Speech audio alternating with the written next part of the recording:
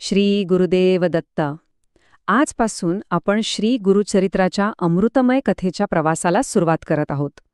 पहिला अध्याय, जो आपल्याला एका भक्ताची आर्त हाक आणि त्यावर धावून येणारी गुरुमाऊलीची करुणा दाखवतो. चला तर मग या मंगल कथेमध्ये समरस होऊया. शिष्य, गुरुजी, या ग्रंथाचं महत्त्व इतकं मोठं का सांगितलं आहे? बाळा, हा खूप महत्त्वाचा प्रश्न आहे. कारण हे समजून घे की गुरुचरित्र म्हणजे केवळ शब्दांचा संग्रह नाही. हे तर साक्षात गुरुमाऊलीचं बोलतं स्वरूप आहे. आणि जो कोणी श्रद्धेनं, प्रेमानं याचं पठण करतो ना, त्याच्यावर फक्त धनाची देवता लक्ष्मीच नाही, तर साक्षात दत्तगुरू प्रसन्न होतात. मग त्याच्या आयुष्यातलं कुठलं संकट शिल्लक राहील बरं? म्हणूनच याची फलश्रुती इतकी महान आहे. शिष्य, गुरुजी, मी नेहमी पाहतो की कुठल्याही शुभ कार्याची किंवा ग्रंथाची सुरुवात मंगलाचरणानेच होते. असं का बरं?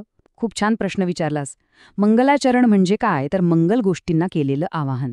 आपण जे काही कार्य हाती घेतोय ते कोणत्याही अडथळ्याशिवाय पूर्ण व्हावं, त्याला ईश्वरी शक्तीचा आशीर्वाद मिळावा, यासाठी आपण आधी देवतांना वंदन करतो. ही एक प्रकारे परवानगी मागण्यासारखं आहे. अरे, कारण श्रीगणेश हे साक्षात विघ्नहर्ता आहेत. म्हणजे येणाऱ्या संकटांना दूर करणारे. ते बुद्धीची आणि कलेची देवता आहेत. आपण त्यांचं नमन करून त्यांना प्रार्थना करतो की हे गणराया, आमच्या या कार्यात कोणतंही विघ्न येऊ देऊ नकोस. म्हणूनच कोणत्याही शुभ कार्याची सुरुवात ही गणेशाच्या स्मरणानेच होते. बघ, हा क्रम किती अर्थपूर्ण आहे. सगळ्यात आधी श्री गणेशाला वंदन करून आपण मार्गातले सगळे अडथळे दूर करतो, रस्ता मोकळा करतो. मग त्या मोकळ्या रस्त्यावर चालण्यासाठी ज्ञानाचा दिवा लागतो. तो प्रकाश आपल्याला विद्येची देवता सरस्वती देते. त्यानंतर या संपूर्ण सृष्टीचे चालक, पालक आणि संहारक म्हणजेच ब्रह्मा, विष्णू आणि महेश या त्रिमूर्तींना आपण वंदन करतो. आणि सरतेशेवटी सर्व देवता, सिद्धपुरुष आणि ऋषीमुनींना वंदन करून आपण हे कार्य केवळ स्वतःसाठी नाही, तर संपूर्ण विश्वाच्या कल्याणासाठी करत आहोत, ही भावना व्यक्त करतो. शिष्य, गुरुजी, मंगलाचरणाचा हा क्रम आता अगदी स्पष्ट झाला. पण मला आता हे जाणून घ्यायचंय की एवढा महान ग्रंथ लिहिण्याचं भाग्य कोणाला लाभलं? बरोबर. ज्या व्यक्तीला हे कार्य करण्याची संधी मिळाली त्यांचं भाग्य तर मोठंच होतं. पण हे भाग्य त्यांना एकाएकी मिळालं नाही. त्यामागे पिढ्यानपिढ्यांची साधना होती. तर हा ग्रंथ लिहिणारे होते सरस्वती गंगाधर. पण त्यांची गुरुभक्तीची परंपरा त्यांच्या पूर्वजांपासून म्हणजे साईंदेवांपासून चालत आली होती. साईंदेव हे श्रीगुरूंचे मोठे भक्त. त्यांच्या पिढीत म्हणजे नागनाथ, देवराय आणि मग गंगाधर या सगळ्यांनी तीच गुरुभक्तीची ज्योत तेवत ठेवली. याच सगळ्या पिढ्यांच्या पुण्याईचं फळ म्हणून सरस्वती गंगाधर यांना हे महान कार्य करण्याची संधी मिळाली. आणि बघ, त्यांनी आपल्या गुरूंचं सरस्वती हे नाव स्वतःच्या नावाच्या पुढे जोडलं. यातून त्यांची आपल्या गुरूंवर किती निष्ठा होती हेच दिसतं. आणि यातली सगळ्यात सुंदर गोष्ट म्हणजे त्यांची नम्रता. सरस्वती गंगाधरांना कधीच असं वाटलं नाही की मी हा ग्रंथ लिहितोय. ते नेहमी म्हणायचे, मी तर फक्त एक माध्यम आहे. माझ्याकडून हे सगळं लिहून घेणारी शक्ती तर माझी गुरुमाऊली आहे. आणि बाळा, हीच खऱ्या भक्ताची ओळख असते. जिथे मीपणा संपतो तिथेच गुरूंची कृपा सुरू होते. शिष्य, गुरुजी, आता आपण मुख्य कथेकडे येऊया का? या अध्यायामध्ये नामधारक नावाच्या भक्ताचा उल्लेख आहे.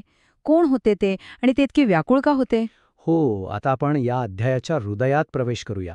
नामधारकाची कथा ही खरं तर आपल्या प्रत्येकाच्या मनातल्या साधकाची कथा आहे. तर नामधारक नावाचा एक भक्त होता. सांसारिक दुःख, त्रास, अडचणी यांनी तो अगदी खचून गेला होता. त्याच्या मनात आता एकच आस लागली होती, कशीही करून एकदा श्रीगुरूंचं दर्शन घ्यायचं. आणि ह्याच एका इच्छेपोटी तो आपलं सगळं काही मागे सोडून गाणगापूरच्या दिशेने पायी निघाला होता. त्याच्या मनात श्रद्धा तर होतीच, पण त्याचबरोबर दुःखाचाही मोठा डोंगर होता.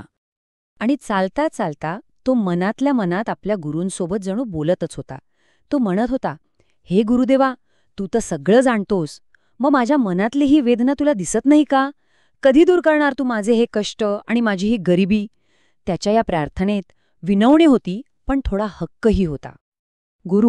तो गुरूंना एक सुंदर प्रश्न विचारतो. तो म्हणतो, लोक म्हणतात की तुम्ही परिसासारखे आहात. परिसाच्या स्पर्शाने लोखंडाचं सोनं होतं.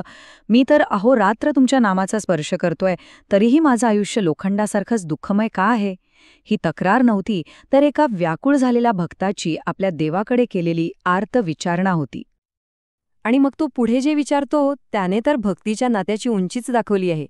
तो म्हणतो, जर काही घेतल्याशिवाय तू काहीच देणार नसशील तर माझ्यासारख्या गरिबाने तुला काय द्यावं, आणि काहीतरी घेऊन परत देणं हा तर देवाणघेवाणीचा व्यवहार झाला. यात तुझा उदारपणा तो काय राहिला?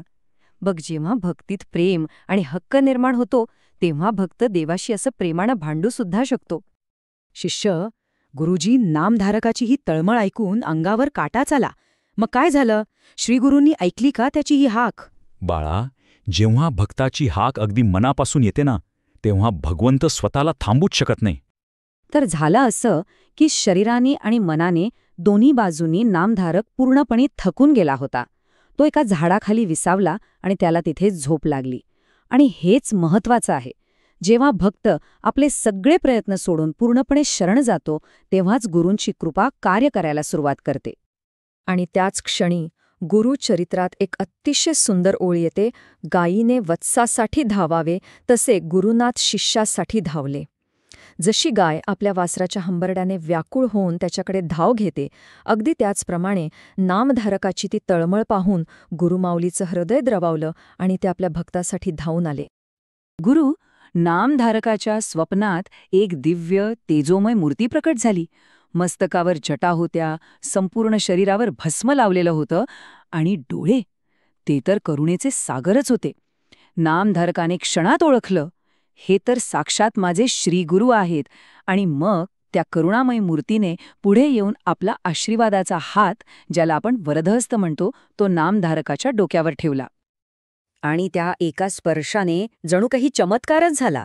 नामधारकाचं इतका वेळ अशांत असलेलं मन एका क्षणात शांत झालं. त्याच्या मनातले सगळे प्रश्न, सगळी दुःख, सगळी चिंता जणू वितळून गेली.